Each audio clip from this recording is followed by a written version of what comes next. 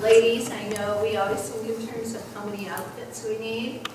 And what we want to change that thought process to is that we can do with, say 4 pairs of pants. One that you're wearing on the plane, 3 that you pack. Because you can wash things out. We stay in a few places, like 3 nights, so you can wash a pair of pants out, hang them up, they'll dry. Your tops you want to be able to layer. So you want, maybe 3 lightweight things, a sweater or 2, depending on, if you want heavier, maybe a cotton sweater and a jacket kind of sweater, and then a windbreaker. So you can layer because the nights get chilly.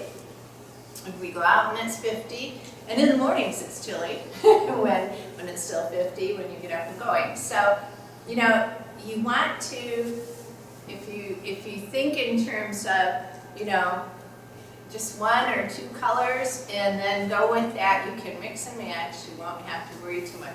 You can wash out, under things. You can hang things up in our hotel rooms. They actually have a little line in the bathroom that goes across and creates a little clothesline for you. So you can hang your things up to dry and not have to afford the laundry service. We didn't use that. I don't know how good it is. Shoes are important. You are going to want 1 pair that you're wearing on the airline, and with that, compression socks are a good idea for all of us. It's a long trip, and so that's good. Shoes that aren't tight on the airplane, that, if your feet swell a little bit, you're going to be okay. Then you're going to want, I would say something for if you're going in the Dead Sea, a slipper sock, a swim sock to protect your feet. The salt is very sharp crystals, so the men may want that too, to help you get in. Your swimsuit, and, other than that, a good pair of walking shoes, and so you may want that pair on the plane to be ones that you could wear in the evenings after you've already walked to switch shoes. But I would say, 2 pair of shoes and whatever swim shoes you have would be adequate. Any questions on, that's just a real small list, yeah? A couple of the churches over there have requirements. Thank you. Yes, when we're touring, as you decide what shirts to wear, just skip the sleeveless things because those are ones, our shoulders have to be covered. I don't wear sleeveless anymore. In many of the places we go. So I'd say just skip. Don't put in the tank tops or the sleeveless tops. There'll be plenty of those people trying to sell you those. Yes, but thank you because, yeah, you need your shoulders and your knees covered, and gentlemen, it's the same thing for you. So your short shorts, don't bring them. But other than that, do you have other questions? Oh, you may want a hat, and one that you can keep on your head somehow, whether it ties or you have a little clip thing that will clip to your jacket so you don't lose it in the wind. Might blow away. Right, so a hat is helpful.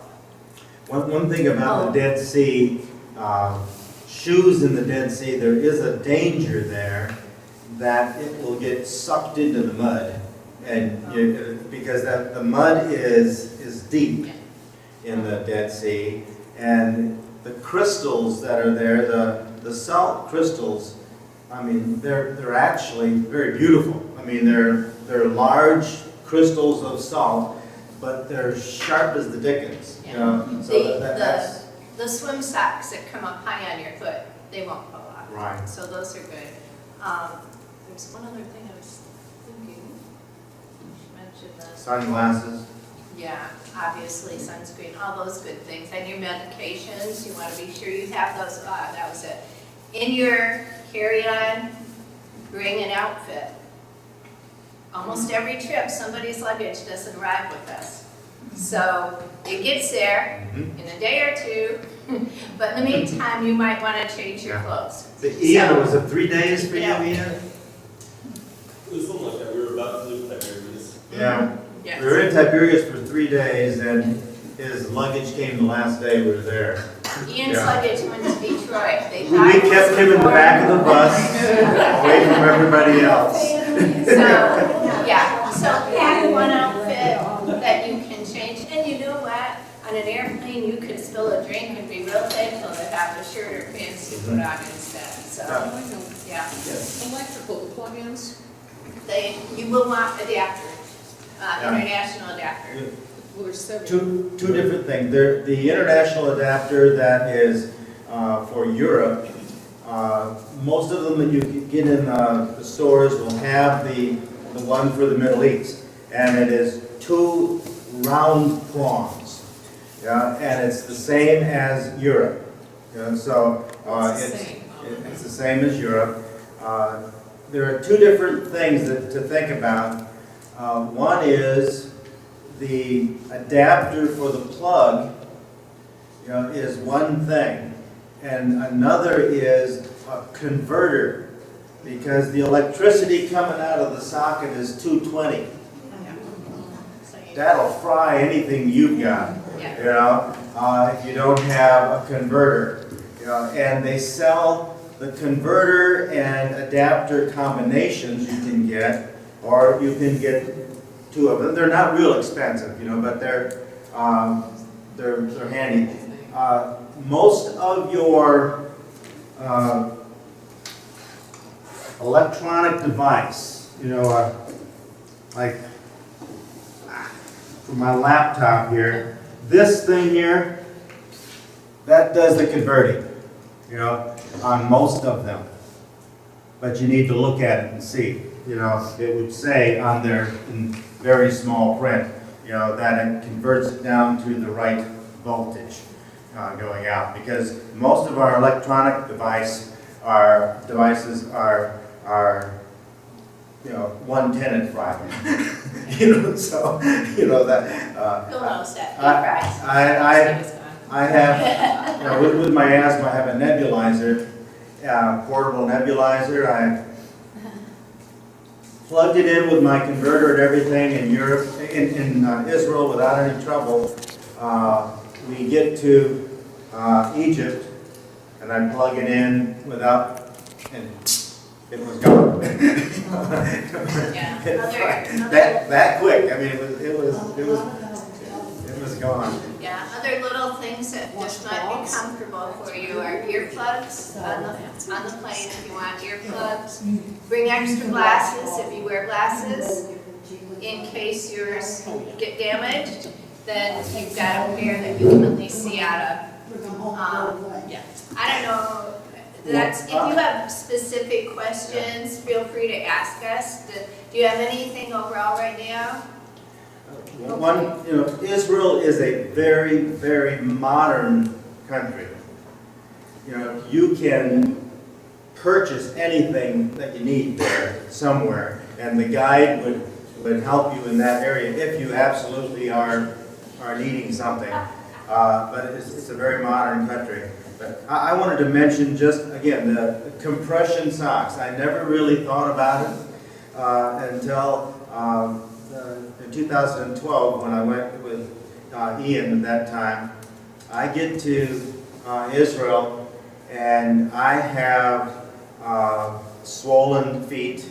I have cellulitis starting in my one bunch of toes, and that was all from on the plane, and it took a couple of days for that to settle down. For some folks, it would be worse, so I wear compression socks on the plane, and it's not just because I'm getting older. Okay. Any other questions? Yes, Jim. What about airlines routing tickets and things like that? Okay, that will be coming not soon enough. That is always my biggest frustration is we do not get the airline routes and stuff until about 2 to 3 weeks ahead of time, which is a little frustrating, but that is just the way that it works. We will be flying out of either Newark or JFK, one of those two, most likely. But that's I have, asked them about the hotels, so I know what hotels we're in now. And I know that I verified the guide that we have, again, that I asked for. And interesting thing, at the conference meeting I was at, the bishop has just gotten back from Israel. The bishop's trip that he and his wife took a whole bunch of, couple of busloads of folks from Indiana. And I noticed online that I saw the guy, Mike Abulibda, with the bishop, and I went up to the bishop's wife and I said, I saw that Mike Abulibda was your guide. And she says, always. She says, we ask for him every time. This is our 4th time of having Mike, and that's an encouraging thing, because I've enjoyed a couple other guides very well, Munzer in particular, and had Munzer a couple times. But now with having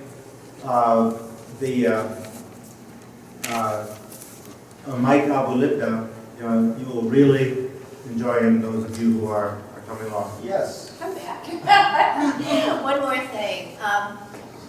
The love gift. If you're traveling with us, if you've been there before, this is the way that we, quote, tip the driver and the guide. But they ask for, I think it's, 3 and 6. okay, $6 a day for the guide, $3 a day for the driver. It's not required. Okay, it is a love gift. You can give a little more if you want. But that money, if you ahead of time put it in an envelope, then, when you get there, that's all taken care of. You can give it to Bill and I anytime once we're there, and, we'll keep that in the safe ready to give to them. So, and for many of us are doing the extension, then that continues on those days too, even though I'm not sure if we'll have Mike on the extension. But, we do need to, they put a lot into what they do for us, and you'll see when you're there, they do a lot of extras for us.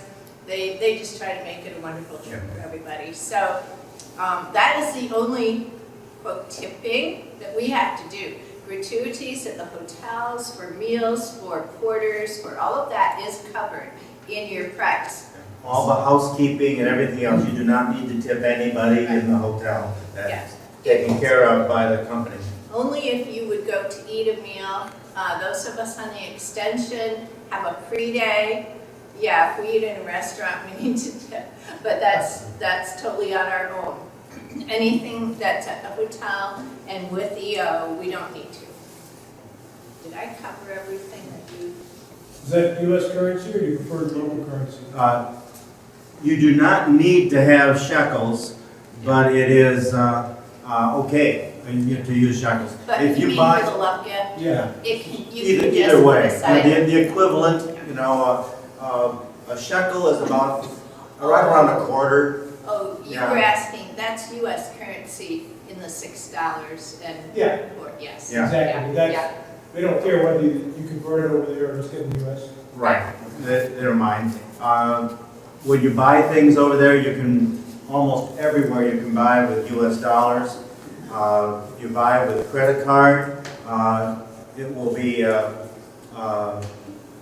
showing up on your receipt as shekels. But you should have cash for your lunches. A lot Yeah. of places we go, you can't use Yeah. credit cards. That's true. But Have cash for your lunches. small bills, don't take any large bills. 20s would be the maximum size bill that you would need for anything. And when you're out and about, 5s and 1s are about it, because you don't want to be flashing a lot of money around. Don't expect change. Yeah, don't expect change bills. We usually each have at least $51 bills with us for all those little street vendors that you decide, oh, sure, I'll get postcards, or I'll do something like this, it's $3, $5. Like Brenda was mentioning, for those of you who might forget to have something that covers your knees. Well, almost every place there's somebody selling cashmere, cashmere scarves and things, that they wrap around their waist, and it covers your knees or puts over your head and shoulders, knees and toes, whatever. But I wanted to cover that because one of the gals from Logansport who's going along on the trip asked me about when are we going to find out what kind of clothes to wear, and I'm thinking, oh golly, it is just 2 months. If you're going to be purchasing anything, it's getting down to that point of, wanting to have that. So that is for those who are going on the trip this time around, or those who are thinking of going on a trip at another time. It's the people in Israel and Palestine. The vast majority dress just like we do here. That's, there's not a whole lot of difference. Most of the men wear blue jeans, kind of thing. So that's not a problem. The one thing that I do know is very important, and I just happen to think of this, is do not wear clothing that has anything political, no USA anything. Don't have a flag on anywhere, okay? Don't have the red, white, and blue. Don't say, Uncle Sam wants you, anything like that. And that is because there are individuals that will be offended. And sometimes you don't want to be a target. And I don't mean a target for getting hurt. That's not happening much at all. But it's a target. You don't want people yelling at you, and they have their own way of insulting you with hand gestures too. So it's better to. I had one gal several churches back that she had an outfit that she'd wear to different church gatherings from time to time, and it was literally the American flag. Her pants and jacket, were all red, white, and blue, and it was, you see her walking down the street and you go, excuse me. So, and she was going to take that along, and she was offended at me for telling her that this is really not a good idea, and this is my favorite outfit. I'm proud of America. Me too. But we're not going to be there. We're going to be in another country, and we need to respect them in that way. Okay. Yes, Brenda. I told her that a lot of the hotels do not have washcloths. Some of them don't. Yeah, so if you're wanting a washcloth, bring it. They have the small towels and they have the big towels and all And in that. some places, you do have to pay to get in the bathrooms. Not very often, very, very rarely, but there are a couple of those out there. But anywhere around Tiberias, you don't have to pay. Most of Jerusalem, you don't have to pay. But every once in a while, there's a place that you get stuck. But most of the time, it's the facilities are as good or better than we have here, so it's not an issue. Okay. Yes, Jim. Backpacks, water bottles, anything? Yeah. Of course, you on the plane, you can take a water bottle empty and then fill it up when you get in the airport or something like that. But there is water that is on the bus. Bottled water is on the bus, and this is something that the driver sells for usually $1 a bottle, something like that. So and it's in a refrigerator thing on the bus, so that's you can do that. Or the water in Israel is very, very good. It is trustworthy water. That's in the hotels and in places like that. However, if we're off in a small little restaurant someplace, you don't know for sure. It's just one of those things, that you need to be a little careful there. But backpacks are fine. you know, I wish EO would still do this. This is something that they gave to everybody, you know, at one time, and a nice little backpack, you know, just, you know, and had a place for bottled water right there. And, you know, I even had a hole in the top so your earphones could come up through here. You know. But I asked them for them this time, and they're not doing them anymore. But backpacks, small packs are good. The bus has bookshelves, or not bookshelves, but shelves to put stuff. As long as we're talking trip, email, if you want to use email, it used to be, it wasn't always reliable, or we had to pay for it to have it in your motel room. But the buses, everybody in the morning got on free Wi-Fi on the bus. So Yeah, the buses all have Wi-Fi. You Free can type Wi-Fi. up what you want to send, that's what I did. I type up all my emails at night, have them ready to go, get on the bus, and then you let them go then. So that, because it can be very frustrating, it's like dial-up in the lobby, or it was, you know, and so it's just easier. It's not that bad anymore in the hotels, Has but it yeah, improved? it has improved. But you still pay for it in your room, right? In the room you do, yeah. Yeah. When you're out and about, oftentimes you're taking pictures with your phone, you know, and I like to use, you know, for folks back home, you know, Facebook and stuff like that. Well, if you have your phone on airplane mode, you can still get on the Wi-Fi on the bus as a computer. You know, it can be used as a computer, you know, and that's pretty nifty. And you can download your pictures right there on the bus, so that works pretty well too. So, didn't want to take a lot of time on that, but realizing that, see, what is today?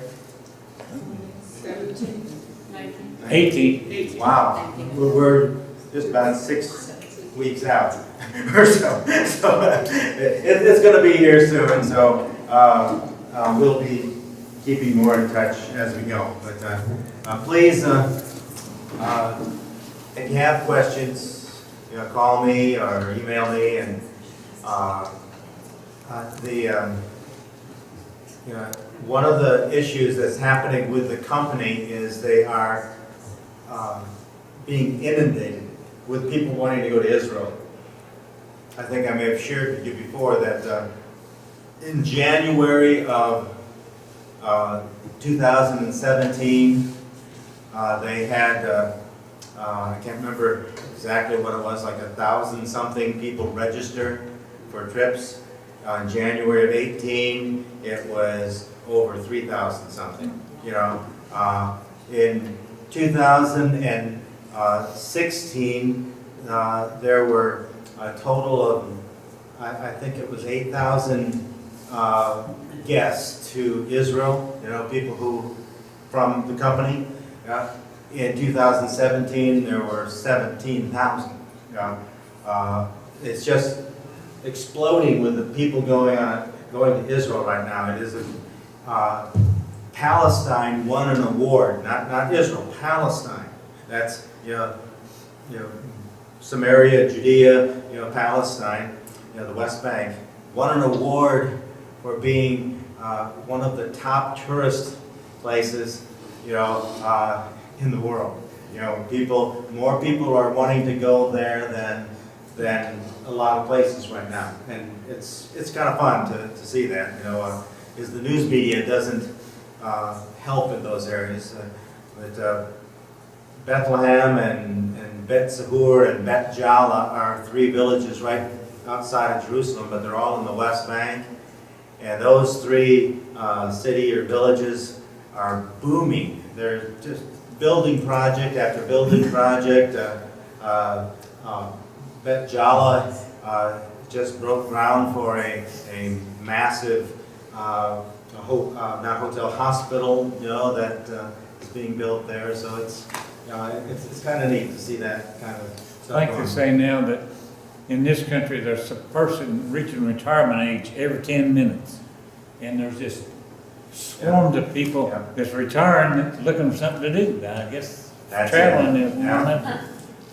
No, I think I personally reach retirement age every 10 seconds myself. Anyway. Another job. Yeah, that's right. Right.